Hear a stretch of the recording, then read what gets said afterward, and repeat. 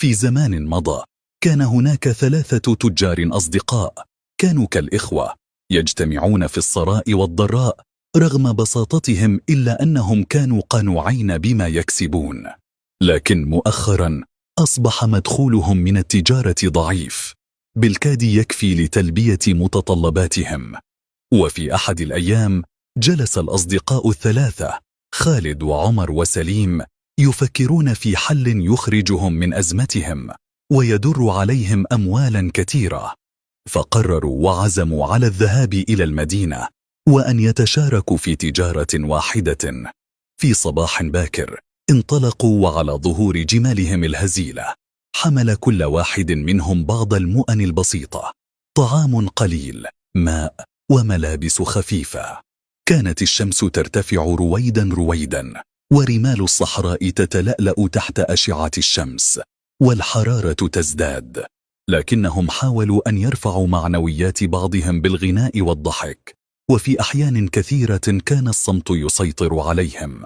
ومع مرور النهار اشتد الحر، وبدأ العطش يأخذ منهم مأخذه، فجلسوا للحظة وأخذوا يشربون بعض الماء وهم يحدقون في الأفق ويحسبون الكثبان التي تفصلهم عن هدفهم.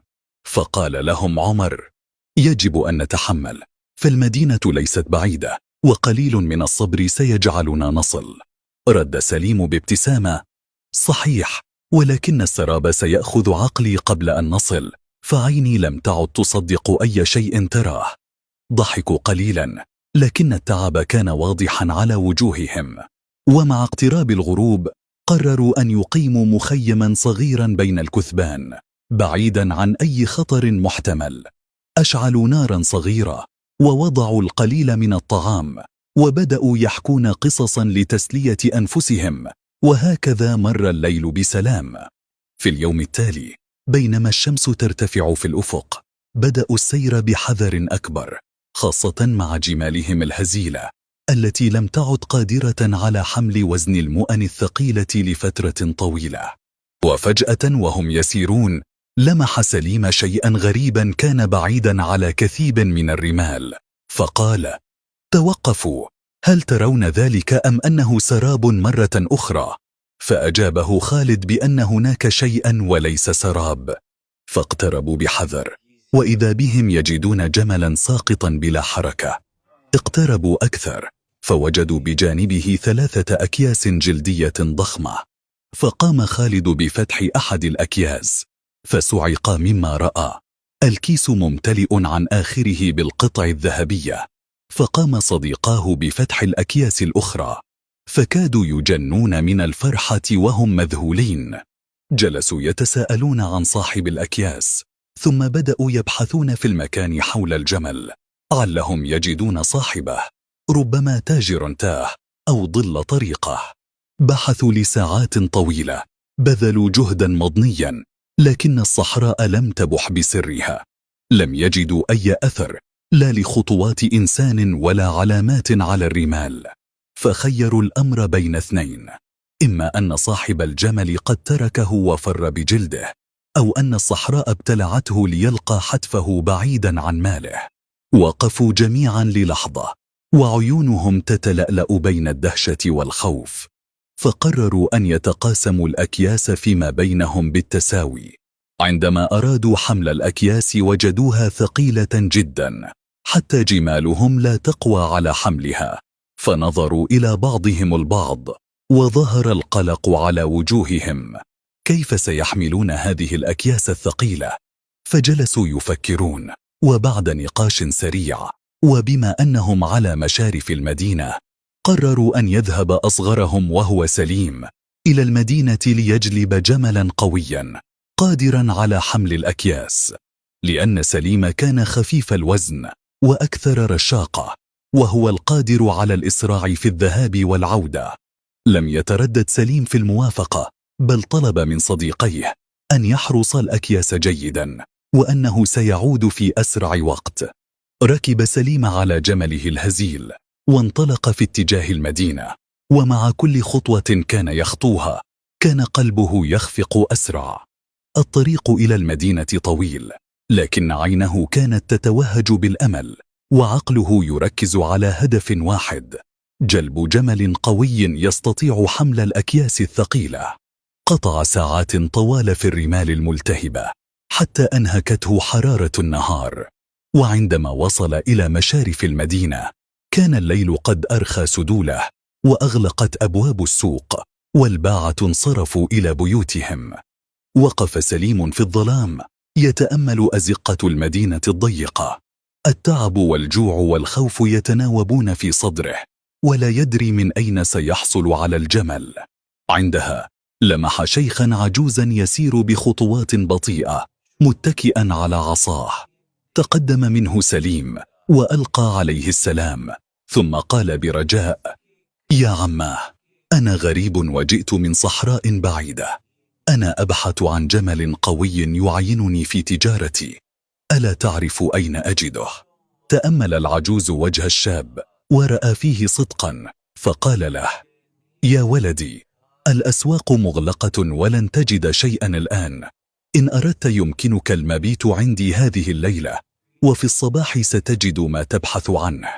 قبل سليم بضيافة العجوز، فسار خلفه حتى وصلا إلى بيت صغير من الطين في أطراف المدينة. استقبلته رائحة قديمة وهدوء غريب. مد له العجوز فراشا بسيطا وقال: نام الآن، وغدا عند الفجر أذهب معك إلى السوق.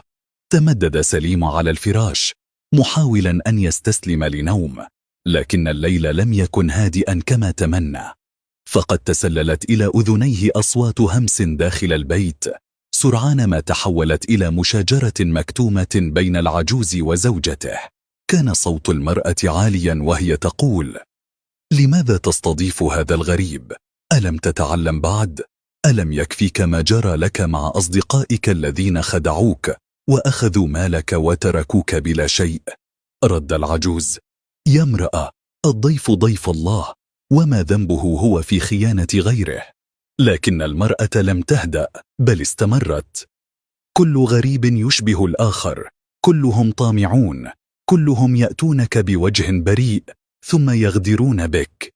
احذر هذا الشاب، ربما يكون أشد من أولئك الذين سرقوك. تجمد الدم في عروق سليم وهو يسمع الحوار. شعر وكأن الكلمات اخترقت صدره، وكأنها موجهة إليه مباشرة. لم يعد يسمع سوى صدى جملة واحدة: كلهم طامعون، سيغدرون بك. بدأت الوساوس تدب في عقله: وماذا عن أصدقائي؟ ألن يغدروا بي أيضا؟ ألن يطعنوني في ظهري ويأخذوا الذهب وحدهم؟ كيف أثق فيهم؟ ولماذا أقاسمهم الذهب وأنا من تعبت وسافرت وجلبت الجمل؟ انقلب في فراشه وهو يتصبب عرقا رغم برودة الليل. كان يشعر أن كل كلمة قالتها تلك المرأة تطرق على قلبه طرقا شديدا تدفعه إلى الظنون. أصبح مقتنعا أن مصيره لن يكون أفضل من مصير العجوز الذي خدعه أصحابه. رفع رأسه إلى السقف المظلم وقال في نفسه: لا، لن أسمح أن أكون الضحية. الذهب لي وحدي، ولن أعود صفر اليدين.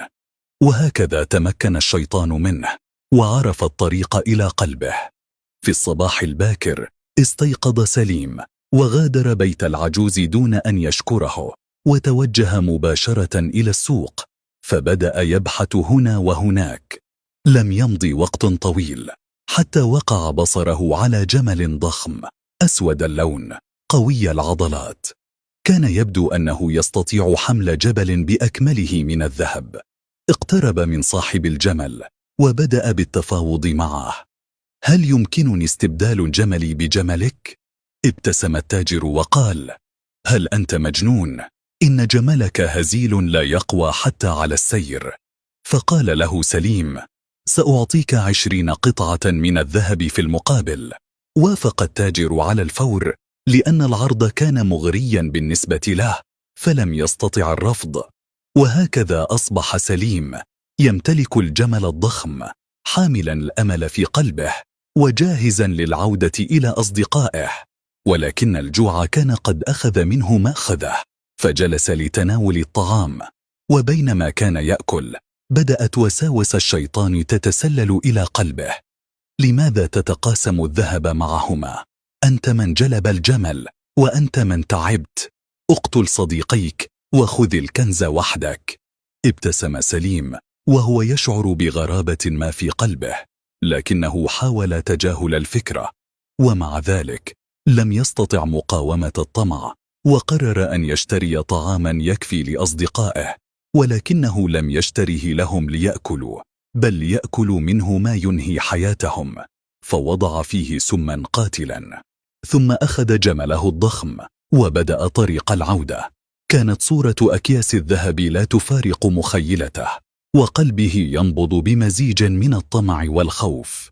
ومع كل خطوة يخطوها في الرمال كانت وساوس الطمع تزداد قوة، تحاول أن تسيطر عليه بالكامل. في الجهة المقابلة كان الصديقان يجلسان بجوار أكياس الذهب ويتأملان القطع الذهبية، ولسان حالهما هو لسان أي قلب مفتون بالثراء المفاجئ. بدأت الأحاديث تدور بينهما، حتى قال خالد لعمر: تخيل يا صديقي لو أننا كنا أنا وأنت فقط من وجد هذه الأكياس، فسيكون نصيبنا أكبر بكثير. حقا الذهب كثير، ولكن 3 أشخاص سيجعلون حصة الفرد أقل. لم يجد الشيطان صعوبة في إقناع قلبيهما. بدأ الوسواس يسيطر عليهما، والطمع يضيق نظرتهما على صديقهما سليم. لم يمض وقت طويل حتى اتخذا قرارا قاسيا ومريعا: سيقتلان صديقهما سليم فور عودته، ويدعيان أنه تاه في الصحراء ليصبح الذهب كله ملكا لهما فقط. بدأ خالد يحكي لعمر بعض الأفكار الخبيثة، وصوته خافت لكنه حاد: سليم سيعود بعد قليل والجمل معه. إذا تحركنا بهدوء يمكننا قتله قبل أن يدرك شيئا. سنأخذ الذهب كله لأنفسنا ونقسمه بيننا. هز عمر رأسه وابتسم: أجل، يجب أن نتصرف بحذر. لا يجب عليه أن يشك في شيء، ولا أحد يمكنه أن يعرف بما حدث بعد ذلك. ومع مرور الوقت أصبح كل شعور بالصداقة يتلاشى، وحل محله شعور بالقلق والترقب والطمع. لم يعد هناك مكان لرحمة أو لثقة، فقط الذهب وخطة القتل التي تتبلور بوضوح في أذهانهما. غير بعيد عنهما ظهر سليم يقود الجمل الضخم مبتسما، حاملا الطعام والماء، غير مدرك للخطر الذي ينتظره. فقال لهما مبتسما: لقد جئتكم بجمل قوي وطعام لذيذ، كلوا أولا، فقد تعبتم كثيرا، ولنتحدث في تقسيم الذهب لاحقا. ما إن انحنى ليضع الطعام على الأرض حتى باغته خالد بطعنة غادرة في ظهره. صرخ سليم، والدهشة والوجع غلب عليه. حاول المقاومة، لكنه كان ضعيفا أمام خيانة صديقه. ثم سقط على الرمال، وامتزج دمه بالذهب الذي طالما حلم الجميع بالوصول إليه. فقاموا بدفن جسده سريعا بين الرمال، وكأنهم يريدون أن يمحوا كل أثر لوجوده دون شعور بالذنب أو الندم. ثم قررا تناول الطعام والاحتفال بنصيبهما الجديد. أكل الصديقان بشراهة، شعرا بالشبع والراحة، ونظرا إلى الأكياس الذهبية بلهفة، وبدأا يتناقشان حول أين سيصرفان ثروتهما. لكن هذه اللحظات لم تدم طويلا. فجأة بدأت أعراض السم تظهر. شعرا بحرقة غريبة تنتشر في عروقهما. اختفت الابتسامة، وظهرت علامات الذعر على وجوههم. أدركا متأخريا أن سليم لم يعد ليتعشى معهما، بل ليقتلهما. انطلق الصراخ والأنين، وتدحرجا على الرمال يحاولان التقيؤ دون جدوى. اشتد ألم السم حتى سكنت حركتهما أخيرا. وهكذا مات الأصدقاء الثلاثة بجوار أكياس الذهب التي خانوا من أجلها، ولم ينالوا منها شيئا، ولم يتمتعوا ببريقها. الطمع إذا استقر في القلب أعمى البصيرة، وحول الأصدقاء إلى أعداء، وزين للإنسان خيانة أقرب الناس إليه. حتى يظن أن النجاة في الغدر، غير مدرك أن الخيانة تعود على صاحبها بالهلاك، وأن من يطلب المال بغير حق لا يحصد في النهاية إلا الخسارة والندم. وهنا تنتهي حكايتنا لليوم. شكرا على وقتكم الثمين. إن أحببت القصة فلا تنسى أن تشترك بالقناة لتكون جزءا من رحلتنا في سرد المزيد من الحكايات، فهناك الكثير من القصص بانتظاركم.